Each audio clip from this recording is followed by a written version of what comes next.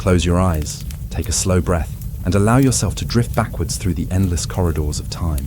Not by centuries, not even by millennia, but by tens of thousands upon tens of thousands of years, into an age when the world was vast, wild and untamed. A time before the first cities, before kingdoms, before the idea of walls or villages. A time when survival itself was the only measure of existence. The land stretched endlessly under a colder sun, carved by glaciers that moved like living rivers of ice, by storms that swept across plains unbroken by any human structure, by winds that carried with them the howl of a merciless world. Across those frozen landscapes roamed mammoths as large as moving fortresses, their tusks curving like ivory crescents against the horizon, while saber-toothed cats with teeth like daggers prowled in silence. And packs of wolves circled the edges of firelight, waiting, watching. The nights were darker than anything we can imagine, lit only by the stars that burned so bright and so many that they seemed to weigh upon the earth itself, pressing down with an eternal reminder of the vastness above. And in that immense wilderness, humanity was fragile, a whisper against the roar of nature, a flicker of life clinging desperately to survival. They had no permanent homes, no walls to guard them, no certainty of tomorrow. What they had were families bound together by blood and need, crude tools shaped from stone and bone, fragile fires stolen from lightning or coaxed from sparks, and above all, the caves, hollowed places of the earth, sanctuaries carved by time itself, waiting like open arms to shelter those who stumbled into them. A cave was more than stone and shadow. It was the womb of humanity, a place where warmth could be preserved, where predators could be held at bay, where the endless cold of the ice outside could be kept from swallowing fragile bodies whole. Inside those rocky chambers, men and women fed flames with gathered branches, watching the orange glow push back the suffocating darkness and cast shadows that danced like spirits across the uneven walls. Children slept close to their mothers. Elders coughed softly in the smoke-filled air. Hunters returned from the plains with blood still fresh upon their hands. And in those moments around the fire, community itself was born. The caves echoed with the rhythms of life, with laughter, with the quiet murmur of gestures that carried meaning before language was born, with the cries of newborns who carried the fragile promise of tomorrow. And upon the walls, the first marks of imagination appeared. Fingers dipped in ochre traced the outlines of animals. Hands pressed against stone left ghostly imprints. Charcoal sketches captured mammoths, bison, and horses, not merely as prey, but as beings of wonder and power. These were not idle marks. They were the first symbols of memory, of thought reaching beyond survival into meaning, of dreams made visible upon stone. To gaze upon those paintings even now is to look into the mind of someone who lived 30,000 years ago, to feel their fear, their awe, their determination not just to live, but to be remembered. Yet as sacred as the caves were, as necessary as they became, they were also prisons. They were damp, their air heavy with smoke that stung the lungs, their floors slick with water and mud, their darkness suffocating to the spirit. Not every family could find a cave, not every season allowed passage into one, and not every growing clan could remain confined within their narrow walls. Space was limited, safety uncertain, and the very dependence upon the earth's hollowed places became a chain that bound humanity to nature's whims. And so, quietly, slowly, a question began to stir in the restless human mind. What if the walls did not need to be found, but could be built? What if shelter could be shaped not by the patience of rivers and stone, but by the will of human hands? What if families could carry their homes with them, raising them wherever they wished to settle, expanding them as their children grew? It was not a question born in a single moment, nor answered in a single lifetime, but over countless generations, out of hunger and cold, out of struggle and survival, the thought became action. Just as stone was shaped into blades, just as fire was learned and tamed, so too did wood, bone and hide become walls and roofs. Humans began to lash branches together, to stretch animal skins across frames, to drive stakes into the ground, and in those fragile experiments, shelters rose that could be built anywhere, moved with the seasons, and remade as needed. They were not grand, not permanent, often no more than huts and tents, but within them lived something the caves could never give. Freedom. Freedom to move beyond the narrow, damp walls. Freedom to choose the land. Freedom to expand with ambition, rather than hide with fear. And with each shelter built, the age of caves began to dim, not in a sudden end, but in a slow, inevitable fading. The caves remained sacred, their painted walls preserving the dreams of ancestors. But their dominance over human life was ending. The first huts, the first tents, the first shelters of wood and skin, fragile though they were, carried within them the seeds of villages, the promise of towns, the foundation of civilizations yet unborn. To step out of the cave was to step out of the womb of the earth, to lift eyes to the horizon, to claim the open land as home. This was not only the story of rock and wood, it was the story of how humanity chose not merely to survive but to build, not merely to endure the world as it was given, but to shape it into something of their own design. Life within the caves was not a simple tale of refuge, but a daily struggle woven with fleeting comforts. For while the rocky arms of the earth shielded fragile humans from predators and storms, they also bound them in darkness, dampness, and a constant reminder of how vulnerable life truly was. Yet within this uneasy balance, the first threads of community, ritual, and imagination were born. At the break of dawn, when a faint grey light crept into the cave mouth and stirred the embers of fire back to life, the hunters rose with aching limbs and empty stomachs, their spears resting by their sides, their minds sharpened by hunger and the weight of responsibility.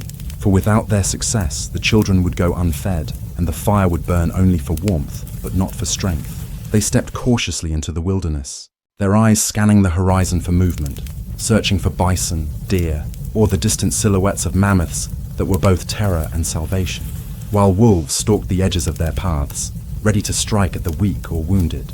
Meanwhile, others of the clan ventured into the forest edges, gathering roots, berries, nuts, and wood, their keen knowledge of plants passed down through memory and gesture.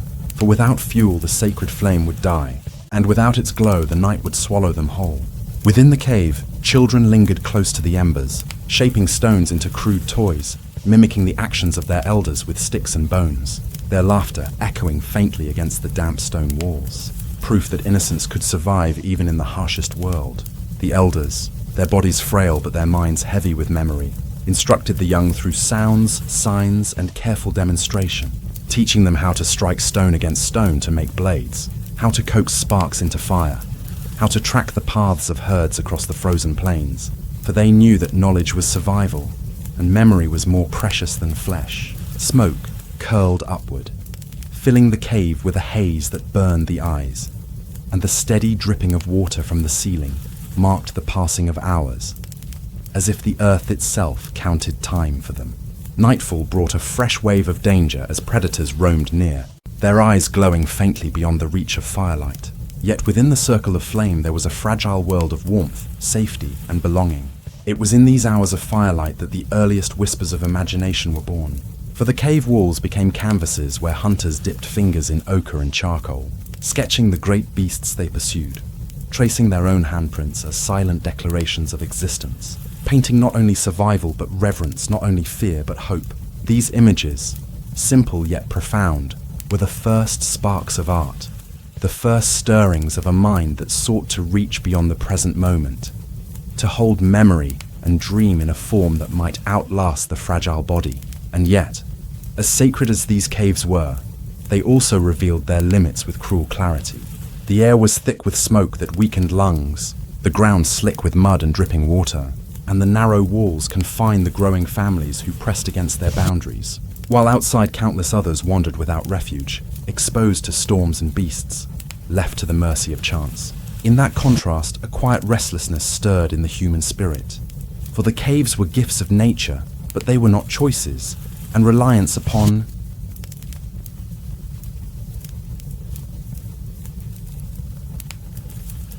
them bound humanity to the earth's whims, within the flickering light, as hunters returned weary and children drifted to sleep. Minds began to play with possibilities. Branches lashed together to form crude frames, hides stretched to block wind and rain, shallow pits dug and roofed with wood. Fragile shelters that at first seemed like experiments or games, but within them carried the seed of freedom. For the first time, humans were not only adapting to the world, but daring to shape it. And though the caves remained womb and sanctuary, the spark of independence had been lit. The age of caves continued, filled with hunts, rituals, laughter, and loss. But beneath its surface, a transformation was beginning, silent and steady. A revolution not of violence, but of imagination. One that would one day lead humanity to step beyond the Earth's hollowed places and into homes of their own design. As generations passed and the rhythm of life within caves continued, the struggle between safety and suffocation grew sharper. For while the caves had given the first fragile humans shelter and a stage upon which community and memory could take root, they had also chained them to places that were few, scarce, and never truly theirs. And it was in this tension that the earliest sparks of ingenuity began to glow brighter, shaping thoughts that would one day transform the course of human history. In those dim, smoky interiors, clans painted beasts and marked handprints, not only to honor the hunt, but also to declare that they belonged to something greater than fear. Yet when the rains poured endlessly and the smoke thickened until lungs wheezed and eyes burned, voices whispered of whether life might be different if humans no longer depended on the Earth's accidental hollows. Hunters returned from long journeys with stories not only of herds and predators, but also of open plains where no caves existed, of frozen landscapes where people were forced to huddle beneath the stars with only fire for protection. And each story carried with it the reminder that caves, though powerful, were never enough. Slowly, through countless trials and failures, fragile experiments turned into patterns of thought. Branches lashed together more tightly, hides stretched and fastened to resist the wind, shallow pits roofed with wood and bone. Each attempt fragile, often collapsing, sometimes burning, yet always leaving behind lessons that sharpened the imagination. Inside the caves, as children played with sticks, copying the motions of their parents, they unknowingly rehearsed the gestures that would one day shape the skeletons of tents and shelters. And in their laughter and clumsy hands, the blueprint of a new world was being written. The elders, though bound by tradition, began to nod approvingly at these efforts, for necessity had taught them that survival favored those who adapted, and memory itself could carry not only rituals of the hunt, but also the knowledge of how to build, how to test, how to shape the earth in service of human need. The fire, once only a fragile circle of warmth, became both tool and teacher, hardening spear tips, drying hides, and illuminating nights of trial where shelters were tested against storms. And though many failed, each failure pushed humanity closer to freedom. Yet still the caves held power, for leaving them entirely meant facing the unknown, and the unknown carried risks greater than the fiercest predator. With the spirits of the cave, honored in painted walls and whispered rituals, abandoned those who dared to build their own homes. Would the flimsy structures of wood and hide withstand the tempests that stone had resisted for ages? These questions lingered in the firelight, unresolved, haunting the nights of experimenters who tied branches together and prayed they would not collapse. And yet, the deeper truth was already forming. Humanity was no longer content with what nature gave by chance. It was learning to demand more, to imagine more, to control its own space, rather than forever seeking refuge in the Earth's wounds. This was not yet a revolution, but a stirring, a restlessness, a hunger that grew with every generation that struggled for space in cramped caves or froze on journeys between shelters. And though the caves still stood as sacred sanctuaries of survival, cracks had begun to appear in their dominion, not in their walls of stone, but in the hearts of the people who lived within them. For the first time, the cave was no longer the unquestioned answer to survival, but a question itself. And one day soon, that question would demand a new answer. But before I reveal how that answer began to reshape the destiny of our species, let us first linger on the deeper bonds that held humans to these caves. For without understanding that attachment, we cannot understand why breaking away was such a monumental step. To understand why the caves held humanity for so long, we must step deeper into their meaning. For they were not merely shelters of stone, but living sanctuaries of memory, fear, and spirit. Places where the fragile spark of culture took its first trembling breath. And leaving them behind was never as simple as walking out into the open plains. Within those darkened hollows, generations had carved stories into the walls. Stories of animals hunted, spirits worshipped, and ancestors remembered, each line of ochre and charcoal, a declaration that humans were more than flesh and hunger, that they carried dreams even while shivering in the cold. The cave was womb and tomb, a space where children were born and elders breathed their last, where fires carried warmth through countless nights, and where rituals bound the living to those who had gone before. To abandon such a place was to risk breaking the invisible threads of belonging. For in a world ruled by uncertainty, tradition was as much a shield as stone walls. Yet cracks were forming in that bond. For though the cave gave safety, it also demanded submission, and submission was something human minds were beginning to resist. The cramped darkness suffocated the spirit as families grew, the air thick with smoke that stung eyes and weakened lungs, the damp seeping into bones until sickness spread. And in those moments of weakness, even the strongest warriors questioned whether stone could be trusted forever. Beyond the cave mouth, the plains offered freedom, sky stretching wide, winds carrying scents of herds, rivers winding like silver veins across the land. And in those vast spaces, a whisper grew louder. Why must safety always come from walls we did not build?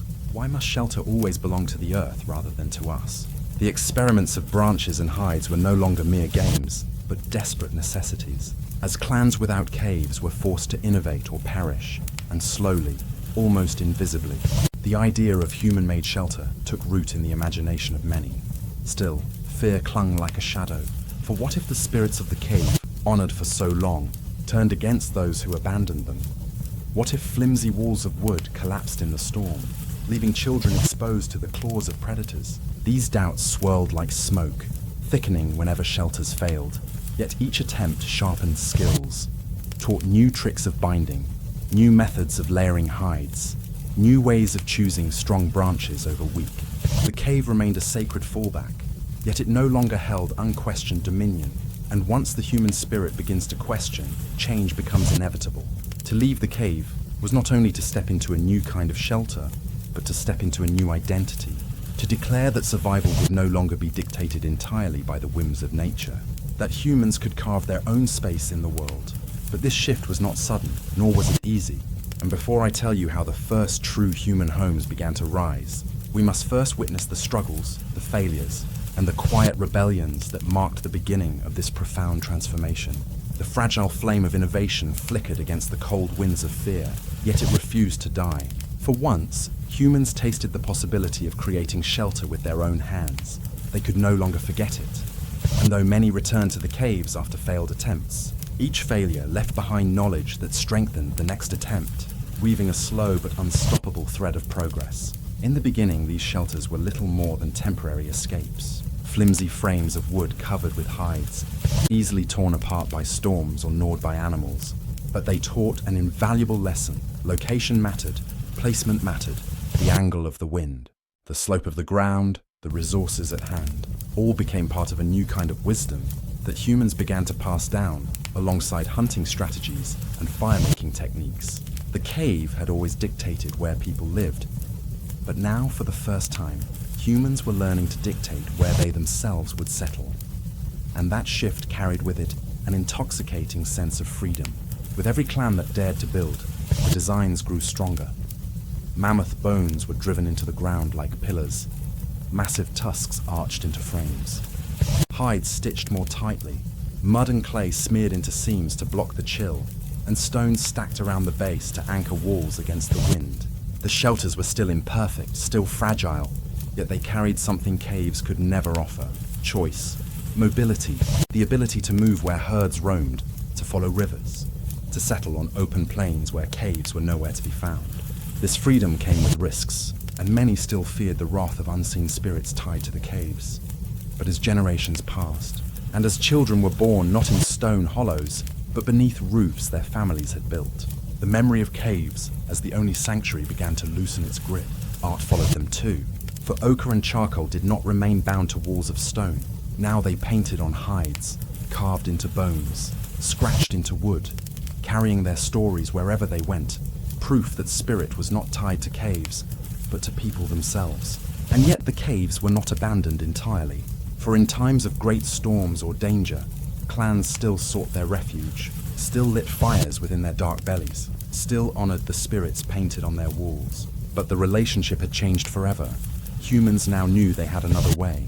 This duality defined an age, the age when caves remained sacred, yet shelters began to rise, when humanity stood with one foot in the womb of the earth and the other stepping into a world it was shaping for itself. The transition was neither fast nor easy, for fear of collapse haunted every night spent beneath a man-made roof, and memories of the cave's safety whispered always at the edge of sleep. but each successful season outside the stone womb strengthened resolve. Each storm endured beneath wood and hide silenced doubt. And each new generation born under these fragile shelters carried less memory of caves and more confidence in human craft. It was not yet the end of the age of caves, but it was the beginning of its decline. A decline driven not by disaster or extinction, but by imagination. And as with all great changes, it began quietly, almost invisibly, until one day the world itself would look back and realize it had turned a corner it could never return from. But before we reach that turning point, before we witness the moment when the age of caves truly began to fade, we must pause and understand the weight of what was being risked. For leaving the Earth's natural womb was more than a practical act. It was a spiritual rebellion, and such rebellions do not happen without cost. The slow fading of the cave age was not a single event, but 1,000 small choices repeated across generations. Each decision to sleep beneath a roof of hides instead of stone, each fire lit in the open plains rather than deep within Earth's belly, each child raised outside the shadow of walls painted by ancestors. And though at first these choices seemed fragile, even foolish, they slowly began to rewrite the destiny of humanity. For countless ages, the cave had been safety, its stone arms holding warmth against the chill, its darkness providing protection against the beasts that roamed beyond the firelight. But as families grew and clans wandered into lands where no caves existed, necessity forced imagination to act. And from that necessity grew a daring new belief that survival did not depend solely on the Earth's hollow gifts, but on the ability of human minds to reshape the world around them. Shelters of mammoth bone and tusk rose from frozen soil, their curved arches draped with hides stitched together from countless hunts. Mud and clay smeared into gaps to hold out the rain, stones stacked carefully to anchor frames against the wind. These structures, though imperfect and vulnerable, stood as bold declarations that humans were no longer passive guests of nature, but restless architects of their own fate. Nights spent beneath such roofs carried both fear and pride, for storms tested their strength and predators circled close. Yet every structure that endured the night gave proof that human effort could rival stone, that memory and craft could protect as surely as caves once had. And as this confidence spread, the bond to caves began to loosen. No longer were they the only sanctuaries, no longer the unquestioned homes of entire generations, but rather places of memory and ritual, sacred sites where ancestors were honored and spirits invoked. While daily life increasingly shifted to shelters of human design, the art that once covered stone walls migrated as well, carved into bone, etched into wood, painted onto stretched hides, carrying with it the same spirit of reverence and imagination, but proving that creativity belonged not to caves alone, but to people themselves. The elders who once warned of spirits' wrath began to adapt their stories, weaving new narratives where spirits could live not only in stone, but wherever humans chose to build. For belief bends when survival demands it, and tradition itself reshaped to keep pace with change. Children raised under roofs built by their parents came to see caves not as inevitable refuges, but as curiosities of an older time, places visited for rituals or stories, not for daily safety, and in their fresh eyes the future was already written. Yet this transformation was not smooth, for countless shelters collapsed under heavy snow, countless fires consumed fragile walls, countless nights ended in tragedy, but humanity endured. And with each loss came innovation, stronger bindings, sturdier frames, smarter placements shielded by trees or hills, lessons carried forward like invisible bricks in the slow construction of civilization.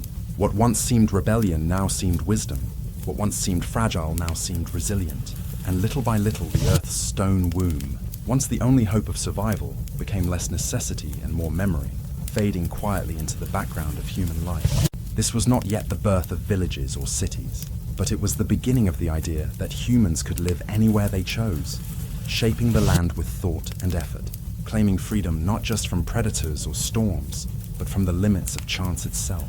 And though the caves still waited in silence, their walls echoing with the stories of ancestors, their shadows watching generations drift away, they no longer held dominion over the human spirit, for that spirit had found within itself the courage to create. And once creation takes root, it cannot be undone.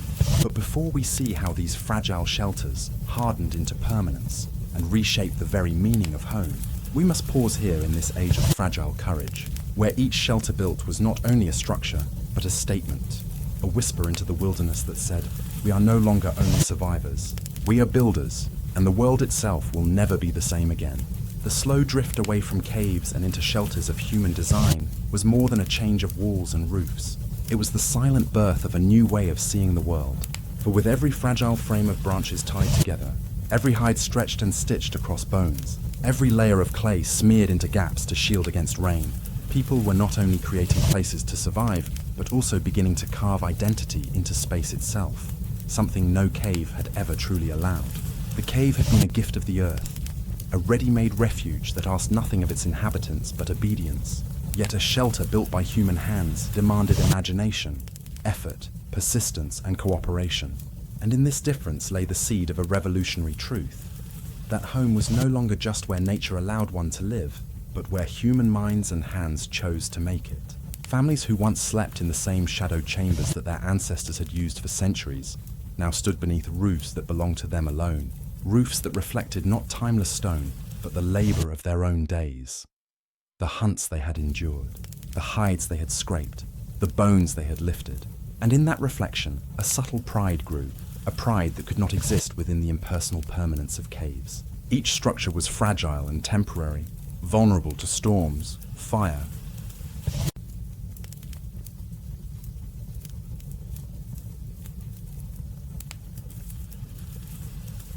and predators, but each one carried a story, a memory, a claim, and together they marked the first sparks of ownership and belonging, concepts that would ripple across ages until they reshaped the very core of civilization.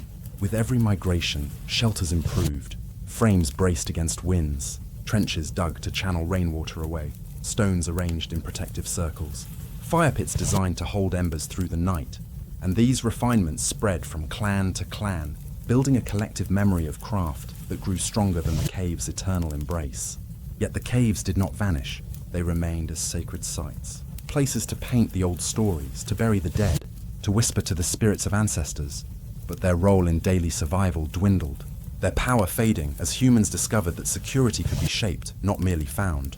Elders often resisted, reminding the young that caves had always been safe, that spirits resided in their stone depths. And when shelters fell apart in storms or burned in accidental fires, these voices of doubt grew louder.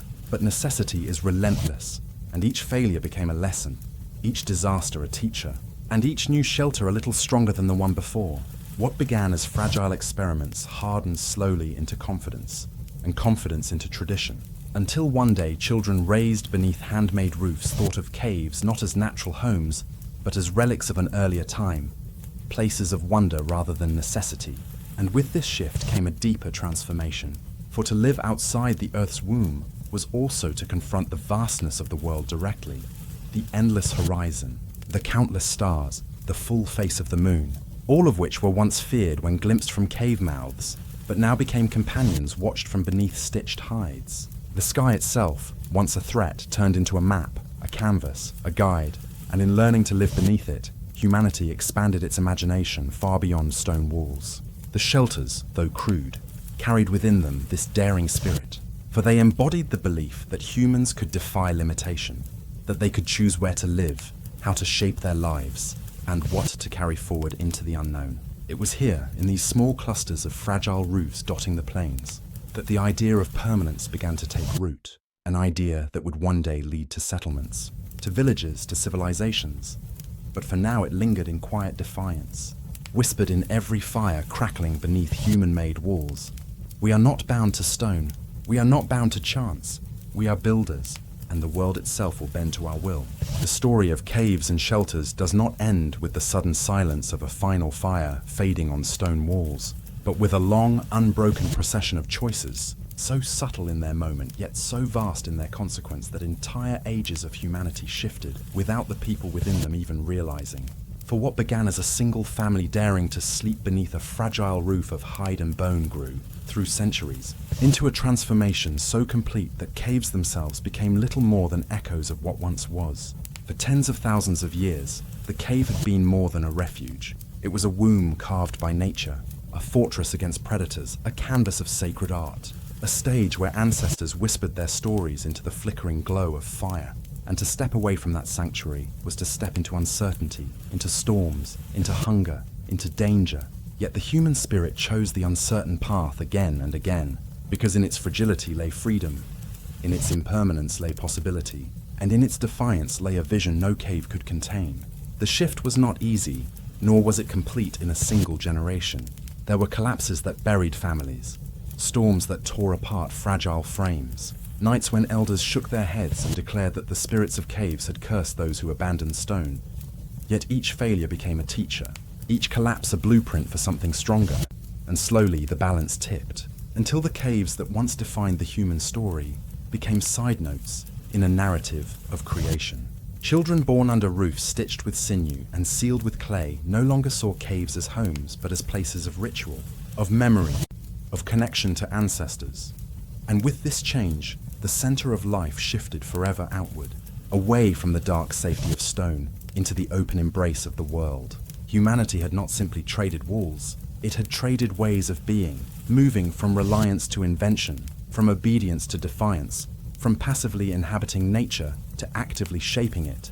And in this act was planted the seed of every future achievement. From those first fragile shelters grew the huts of timber and clay.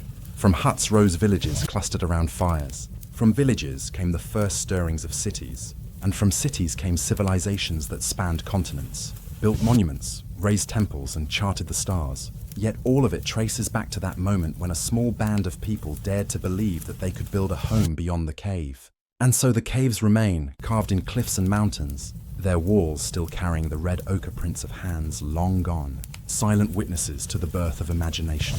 Their echoes reminding us of the moment when humanity, fragile and uncertain, chose to leave the womb of the earth and step into its vastness armed with nothing but courage, fire, and the belief that survival was no longer about where the earth allowed them to live, but about what they themselves could dream into being. In this truth, the age of caves did not end. It transformed into the age of creation, and from that age we are all still living, still building, still dreaming, carrying forward the legacy of those first shelters and the quiet, world-changing courage of those who chose to walk away from stone. The age of caves faded not with a roar, but with a whisper stretched across millennia, a slow unraveling of habits so deeply woven into the human story that for countless generations caves had seemed eternal, immutable, the only true sanctuary. Yet step by step humanity drifted from their stone wombs into a world of their own making. And in that drift lay the most profound transformation our species had ever known. For ages the cave had been more than a home. It was shield, sanctuary, altar and archive, a place where fire held back darkness, where walls carried painted echoes of hunts and dreams, where ancestors were buried in sacred silence, and where the fragile line between safety and danger seemed held together by the very bones of the earth itself. To abandon this certainty was to embrace fear, to risk storms that could crush fragile shelters, to face predators without stone walls to hold them back, to gamble with fire that could consume roofs of hide and wood. Yet again and again, humans chose the gamble, because within that risk lay a new promise, the promise that life could be shaped, not merely endured. The first shelters were crude, bones lashed together with sinew, hides stretched across frames, mud and clay packed into gaps to block the wind, fragile constructions that groaned under snow and faltered in rain. Yet every collapse brought wisdom, every failure left a memory, and every rebuilt roof stood as a testament to resilience. Until slowly confidence replaced dependence, and dependence upon stone was no longer the heartbeat of survival. With time, children grew beneath roofs that their parents had built, not in caves provided by chance, and their first memories were not of shadows on stone walls, but of spaces crafted by human will. And so caves slipped from being the center of existence into being the backdrop of ritual, places to bury the dead, to whisper to the spirits, to paint the stories of ancestors, while life itself pushed forward into shelters designed by imagination. This was more than survival. It was creation, the quiet birth of ownership, identity, belonging, concepts impossible in a cave that belonged to no one but offered itself to all. To build a shelter was to claim a space, to say this is ours, this is who we are. And though the walls were fragile, the idea behind them was indestructible, an idea that would echo across time until it grew into villages, into cities, into civilizations. The caves, timeless and enduring, still watched silently from cliffs and valleys, but they were no longer filled with children's laughter, no longer thick with smoke from daily fires. no longer the center of human life. They had become monuments, sacred relics of a time when humanity had not yet discovered its courage to build. And so the end of the cave age was not an ending at all, but a beginning. The moment when humanity shifted from being shaped by the earth to shaping the earth itself. From waiting for refuge to creating it. From living within nature's womb to stepping boldly into its vastness, armed only with fire, memory, and imagination. From these fragile shelters of bone and hide would rise huts of wood and clay. From huts would rise clusters of dwellings. From clusters would come villages, and from villages, the first true cities.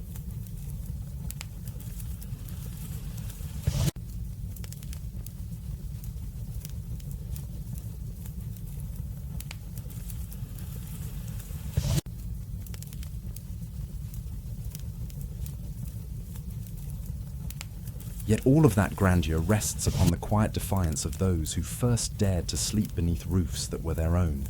The caves remain, eternal and unmoved, holding the handprints of forgotten ancestors, their walls whispering stories of beginnings, their darkness carrying the echoes of humanity's first voices.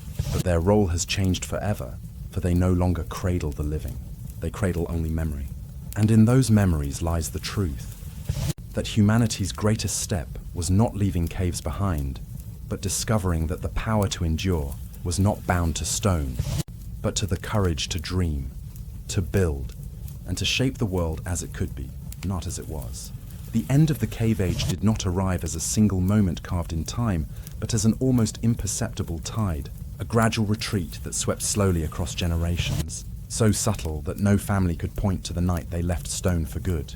Yet together, their choices rewrote the fate of humanity. For what had been the eternal cradle of survival became, over centuries, a fading echo, its permanence yielding to the fragile yet astonishing defiance of human hands. For tens of thousands of years, caves had been wombs of the earth, carved not by humans but by nature, offering shelter without asking for invention. Strongholds that turned away the bite of cold winds, the roar of predators, the endless hunger of night. And within their walls, firelight revealed both the terror and wonder of existence. They were more than homes. They were altars, libraries, and tombs where walls bore painted hunts, where elders whispered myths, where ancestors were buried, and where survival felt bound to the patience of stone. To leave them was not a decision taken lightly. It was an act that must have felt like betrayal, like turning away from spirits whose shadows lingered in every chamber, like stepping outside the embrace of something eternal into the arms of uncertainty. The first shelters of bone, hide, and wood were fragile, clumsy, and easily destroyed. Roofs sagged under snow. Winds howled through gaps. Fire consumed walls. Predators pressed too close, and each disaster seemed to confirm the wisdom of those who clung to stone. Yet within every failure a seed of knowledge was planted, each collapse teaching how to bind branches more tightly, each fire teaching where to place stones for safety, each storm teaching the angle at which hides should be stretched to let water run free.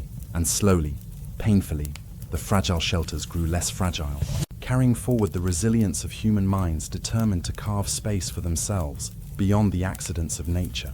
The elders warned of spirits' wrath, insisting that safety lay only within caves, and perhaps their fears were justified in those early years. Yet necessity is a force stronger than memory, and as families wandered into lands without caves, they had no choice but to create homes or perish beneath the stars. With time, confidence took root. Children born beneath these new roofs grew up without fear of open skies, seeing not a threat, but a canopy of stars, moons, and seasons. And for them, caves became places of ritual, of story, of memory. Not the center of life, but a chapter in the story of ancestors.